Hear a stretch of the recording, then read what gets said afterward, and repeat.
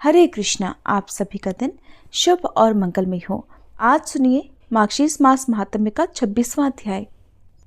इसके पहले के अध्याय में आपने जाना था कि किस प्रकार भगवान श्री कृष्ण ने नंद जी को इंद्रदेव की पूजा के बजाय गोवर्धन पर्वत की पूजा करने के लिए कहा था।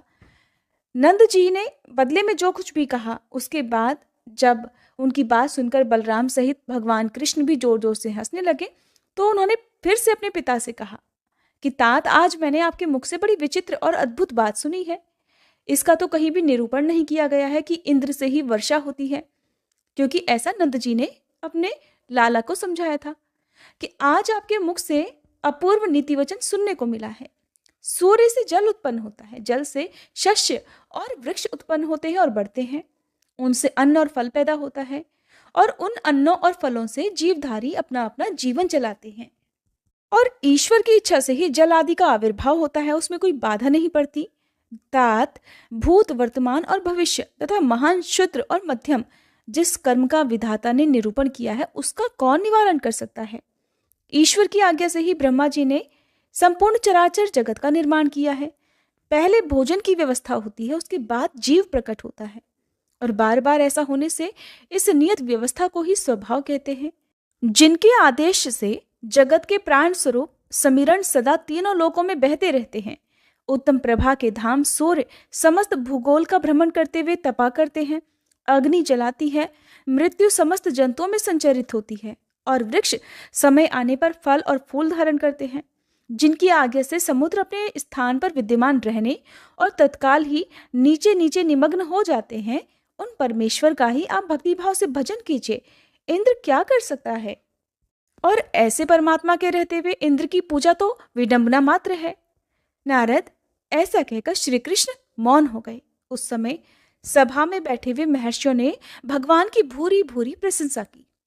नंद के शरीर में रोमांच हो आया।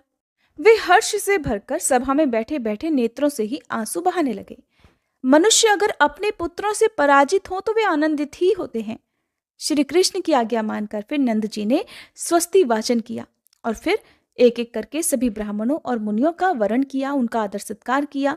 उन्होंने फिर आदर पूर्वक गिरिराज गोवर्धन की, समागत मुनीश्वरों की, विद्वान ब्राह्मणों की और गौओं और अग्नि की सानंद पूजा की। पूजा की समाप्ति होने पर उस यज्ञ महोत्सव में तरह तरह के वाद्यों का तुमुल नाद होने लगा। जय जयकार के शब्द, शंख ध्वनि और हरि नाम कीर्तन होने लगे। मुनिवर गर्ग ने वेदों के मंगल कांड का पाठ किया। बंदीजनों में श्रेष्ठ डिंडी, जो कंस का प्रिय सचिव था, सामने खड़े होकर उच्च स्वर से मंगलाष्टक का पाठ करने लगा। अब श्री कृष्ण गिरिराज के निकट जाकर दूसरी मूर्ति धारण करके बोले, यानी कि अब भगवान कृष्ण ने दूसरा रूप धारण कर लिया। एक रूप में तो वो सभी के सामने खड़े हैं, दूसरे रूप में वो पर्वत के पीछे जाकर खड़े हो गए और कहने लगे, मैं ही साक्षात गोवर्धन पर्वत हूं और तुम लोगों की दी हुई भोज्य वस्तुएं खा रहा हूं। अब मुझसे वर मांगो। उस समय श्री कृष्ण ने नंद जी से कहा कि पिताजी, सामने देखिए गिरिराज प्रकट हुए हैं, इनसे वर मांगिए, आपका कल्याण होगा। तब गोपराज ने हरिदास और हरिभक्ति का वरदान मांगा। परोसी हुई सामग्री खाकर और वर देकर गिरिराज अदृश्य हो गए। मुनींद्रों और ब्राह्मणों को भोजन कराकर गोपराज ने बंदीजनों, ब्राह्मणों और मुनियों को धन दिया। फिर बड़े आनंद से नंद, बलराम और श्री कृष्ण को आगे करके सपरिवार अपने घर को चले गए। उन्होंने बंदी डिंडी को वस्त्र, चांदी, सोना, श्रेष्ठ घोड़ा, मणि और नाना प्रकार के भक्ष्य पदार्थ दिए। मुनि और ब्राह्मण बलराम तथा श्री कृष्ण की स्तुति और नमस्कार करके वहां से फिर चले गए। समस्त अप्सराएं, गंधर्व और किन्नर भी अपने अपने स्थान को पधारे। उस महोत्सव में आए हुए राजा और संपूर्ण गोप भी श्री कृष्ण को सादर नमस्कार करके वहां से विदा हो गए। इसी समय यज्ञ भंग हो जाने से अपनी अनेक प्रकार की निंदा सुनकर देवराज इंद्र कुपित हो उठे। उनके होंठ फड़कने लगे। उन्होंने मरुदगणों और मेघों के साथ तुरंत ही वृंदावन पर आक्रमण कर दिया। फिर युद्ध शास्त्रों में निपुण समस्त देवता भी हाथों में अस्त्र शस्त्र लिए क्रोधपूर्वक रथ पर आरूढ़ होकर उनके पीछे पीछे गए। हवा की सनसनाहट, बादलों की गड़गड़ाहट और सेना की भयंकर गर्जना से सारा नगर कांप उठा। नंद जी को भी बड़ा भय हुआ, परंतु वे नीति में निपुण थे। इसलिए अपनी पत्नी और सेवक गणों को पुकारकर निर्जन स्थान में जाकर शोक से कातर होकर बोले। नंद जी ने कहा, हे यशोदे, हे रोहिणी, इधर आओ और मेरी बात सुनो। तुम लोग बलराम और श्री कृष्ण को ब्रज से दूर ले जाओ। भय से व्याकुल बालक बालिकाएं और स्त्रियां भी यहाँ से दूर चली जाएं। केवल बलवान गोप ही मेरे पास ठहरे, फिर हम लोग इस प्राण संकट से निकलने का प्रयास करेंगे। ऐसा कहकर गोप प्रवर नंद जी ने भयभीत हुए श्री हरि का स्मरण किया। उनके दोनों हाथ जुड़ गए, भक्ति से उनका मस्तक झुक गया और वे काण्व शाखा में कहे गए स्तोत्र द्वारा श्री शचीपति इंद्र की स्तुति करने लगे। नंद जी बोले, इंद्र, सुरपति, शक्र, अदितिज, पवनाग्रज, सहस्त्राक्ष, भगांग, कश्यपात्मज, विडौजा, शुनाशीर, मरुत्वान, पाकशासन, जयंत जनक, श्रीमान, शचीश, दैत्यसूदन, वज्रहस्त, कामसखा, गौतमी व्रत नाशन, वृत्रहा, वासव, दधिची देह, भिक्षुक, जिष्णु, वामन भ्राता, पुरुहूत, पुरंदर, दिवसपति, शतमख, सुत्रामा, गोत्रभिद, विभु, लेखर्षभ, बलाराती, जंब भेदी, सुराश्रय, संक्रंदन, दुष्यवन, तुराशाट, मेघवाहन, आखंडल, हरि, हय, नमुची प्राणनाशन, वृद्धश्रवा, वृष तथा दैत्य दर्प निषूदन, ये 46 नाम निश्चय ही समस्त पापों का नाश करने वाले हैं। जो मनुष्य कौथुमी शाखा में कहे गए इस स्तोत्र का प्रतिदिन पाठ करता है, उसकी बड़ी से बड़ी विपत्ति में देवराज इंद्र वज्र हाथ में लेकर रक्षा करते हैं। उसे अतिवृष्टि, शिलावृष्टि और भयंकर वज्रपात से भी कभी भय नहीं होता, क्योंकि स्वयं इंद्र उसकी रक्षा करते हैं। नारद, जिस घर में यह स्तोत्र पढ़ा जाता है और जो पुण्यवान पुरुष इसे जानता है, उसके उस घर पर ना रहने पर भी कभी वज्रपात नहीं होता, अर्थात कभी आकाश से बिजली नहीं गिरती और न कभी ओले या पत्थर ही बरसते हैं। भगवान श्री नारायण कहते हैं कि नंद जी के मुख से इस स्तोत्र को सुनकर मधुसूदन श्री कृष्ण कुपित हो गए। वे ब्रह्म तेज से प्रज्वलित हो रहे थे। उन्होंने अपने पिता से ये नीति की बात कही कि तात, आप तो बड़े डरपोक हैं, किसकी स्तुति कर रहे हैं? कौन है इंद्र? मेरे पास रहकर आप इंद्र का भय छोड़ दीजिए। मैं आधे ही क्षण में उसे लीलापूर्वक भस्म कर डालने में भी समर्थ हूँ। आप गौओं, बछड़ों, बालकों और भयातुर स्त्रियों को गोवर्धन की कंदरा में रखकर निर्भय हो जाइए, बिल्कुल मत डरिए। अपने बच्चे की ये बात सुनकर नंद जी ने प्रसन्नतापूर्वक वैसा ही किया। तब श्री कृष्ण ने उस पर्वत को बाएं हाथ में छाते के डंडे की तरह धारण कर लिया। उसी समय उस नगर में रत्नमय तेज से प्रकाश होने पर भी सहसा अंधकार छा गया। सारा नगर धूल से ढक गया। मुने हवा के साथ बादलों के समूह ने आकर सारे आकाश को घेर लिया और वृंदावन में लगातार अतिवृष्टि होने लगी। पत्थरों की, ओलों की और बिजली की बरसात, अत्यंत भयानक उल्कापात, ये सब के सब गोवर्धन पर्वत का स्पर्श होते ही दूर जा पड़ते थे। मुने असमर्थ पुरुष के उद्यम की तरह इंद्र का वह सारा प्रयास विफल हो गया। वह सब कुछ व्यर्थ होता हुआ देखकर इंद्र उसी क्षण क्रोध से भर गए और फिर उन्होंने दधीची की हड्डियों से बने हुए अपने अमोघ वज्रास्त्र को हाथ में ले लिया। इंद्र को वज्र हाथ में लिए देख मधुसूदन हंसने लगे।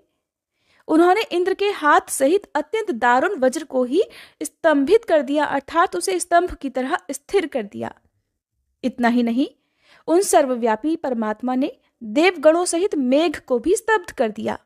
अब जैसे दीवारों पर पिक्चर्स बनी होती हैं, पेंटिंग बनी होती है, उसी तरह से वो सब के सब बादल भी दीवार में बनी हुई पिक्चर्स की तरह निश्चल भाव से खड़े हो गए। तदंतर श्री कृष्ण ने देवराज इंद्र को जम्भाई के वशीभूत कर दिया। फिर तो उन्हें तत्काल निद्रा भी आ गई। उसी निद्रा में उन्होंने देखा कि वहां का सारा जगत श्री कृष्णमय है। सभी की 2 भुजाएं हैं, सबके हाथों में मुरली है और सभी रत्नमय अलंकारों से विभूषित हैं। सबके अंगों पर पीतांबर फहरा रहा है। सभी रत्नमय सिंहासन पर आसीन हैं। सबके प्रसन्न मुख पर मंद मंद मुस्कान की छटा छा रही है और सभी भक्तों पर अनुग्रह करने के लिए व्याकुल दिखाई दे रहे हैं। और उन सबके श्री अंग भी चंदन से चर्चित हैं। समस्त चराचर जगत को इस परम अद्भुत रूप में देखकर वहां इंद्र तत्काल ही मूर्छित हो गए। बहुत पहले पूर्व काल में गुरु ने उन्हें जिस मंत्र का उपदेश दिया था उसका भी वही जप करने लगे, और उस समय उन्होंने हृदय में सहस्त्र कमल पर विराजमान उग्र ज्योति पुंज देखा। उस तेजो राशि के अंदर दिव्य रूपधारी, अत्यंत मनोहर और नूतन जलधर के समान उत्कृष्ट श्याम सुंदर विग्रह वाले श्री कृष्ण दिखाई दिए। वे उत्तम रत्नों के सार तत्व से बने हुए प्रकाशमान मछली की आकृति के कुंडलों से अलंकृत थे। प्रकाशमान उत्तम कौस्तुभ रत्न से कंठ और वक्ष स्थल जगमगा रहे थे। मणियों से बनी हुई केयूर, कंगन और मंजीर से उनके हाथ पैरों की बड़ी शोभा हो रही थी। अंदर और बाहर एक समान रूप में ही देखकर परमेश्वर श्री कृष्ण का फिर उन्होंने इस प्रकार स्तवन अर्थात स्तुति प्रारंभ की। देवराज इंद्र कहने लगे, जो अविनाशी परब्रह्म ज्योति स्वरूप सनातन, गुणातीत, निराकार, स्वेच्छामय और अनंत हैं, जो भक्तों के ध्यान और आराधना के लिए तरह तरह के रूप धारण करते हैं, युग के अनुसार जिनके श्वेत, रक्त, पीत और श्याम वर्ण है, सतयुग में जिनका स्वरूप शुक्ल तेजोमय है और उस युग में जो सत्य स्वरूप हैं, त्रेता में जिनकी अंग कांति कुमकुम के समान लाल है और जो ब्रह्म तेज से जाजल्वमान रहते हैं, द्वापर में जो पीत कांति धारण करके पीतांबर से सुशोभित होते हैं, कलयुग में कृष्ण वर्ण होकर कृष्ण नाम धारण करते हैं, इन सब रूपों में जो एक ही परिपूर्णतम परमात्मा है, जिनका श्री विग्रह नूतन जलधर के समान अत्यंत श्याम और सुंदर है, उन नंद नंदन यशोदा कुमार भगवान गोविंद की मैं वंदना करता हूँ, जो गोपियों का चित्त चुराते हैं और राधा के लिए प्राणों से भी अधिक प्रिय हैं, जो कौतूहलवश विनोद के लिए मुरली की ध्वनि का विस्तार करते रहते हैं, जिनके रूप की कहीं तुलना नहीं है, जो रत्नमय आभूषणों से विभूषित होकर कोटि कोटि कंदर्पों का सौंदर्य धारण करते हैं, उन शांत स्वरूप परमेश्वर को मैं प्रणाम करता हूँ, जो वृंदावन में कहीं राधा के पास क्रीड़ा करते हैं, कहीं निर्जन स्थान में राधा के वक्ष स्थल पर विराजमान होते हैं, कहीं राधा के साथ जल क्रीड़ा करते हैं, कहीं वन में राधिका के केश कलापों की चोटी गूंथते हैं, कहीं राधिका के चरणों में महावर लगाते हैं, कहीं राधिका के चबाए हुए तांबूल को बड़े प्रेम से ग्रहण करते हैं, कहीं बाके नेत्रों से देखती हुई राधा को स्वयं निहारते हैं, कहीं फूलों की माला तैयार करके राधिका को अर्पित करते हैं, कहीं राधा के साथ रास मंडल में जाते हैं, कहीं राधा की दी हुई माला को अपने कंठ में धारण करते हैं, कहीं गोपियों के साथ विहार करते हैं, कहीं राधा को साथ लेकर चल देते हैं और कहीं उन्हें भी छोड़कर चले जाते हैं, जिन्होंने कहीं ब्राह्मण पत्नियों के दिए हुए अन्न का भोजन किया है और कहीं बालकों के साथ ताड़ का फल खाया है, जो कहीं आनंद पूर्वक गोप किशोरियों के मन को चुरा लेते हैं, कहीं ग्वाल बालों के साथ दूर गई गौओं को आवाज देकर बुलाते हैं, जिन्होंने कहीं कालिया नाग के मस्तक पर अपने चरण कमलों को रखा है और जो कहीं मौज में आकर आनंद विनोद के लिए मुरली की तान छेड़ते हैं और कहीं ग्वाल बालों के साथ मधुर गीत गाते हैं, उन परमात्मा श्री कृष्ण को मैं प्रणाम करता हूँ। इस स्तवराज से स्तुति करके देवराज इंद्र ने श्री कृष्ण को भय से प्रणाम किया। पूर्व काल में वृत्रासुर के साथ युद्ध करते समय गुरु बृहस्पति ने इंद्र को यह स्तोत्र दिया था। सबसे पहले श्री कृष्ण ने तपस्वी ब्रह्मा जी को कृपा पूर्वक एकादशाक्षर मंत्र और सब लक्षणों से युक्त कवच और ये स्तोत्र दिया था। फिर ब्रह्मा जी ने पुष्कर में कुमार को, कुमार ने अंगिरा को और अंगिरा ने बृहस्पति जी को इसका उपदेश किया था।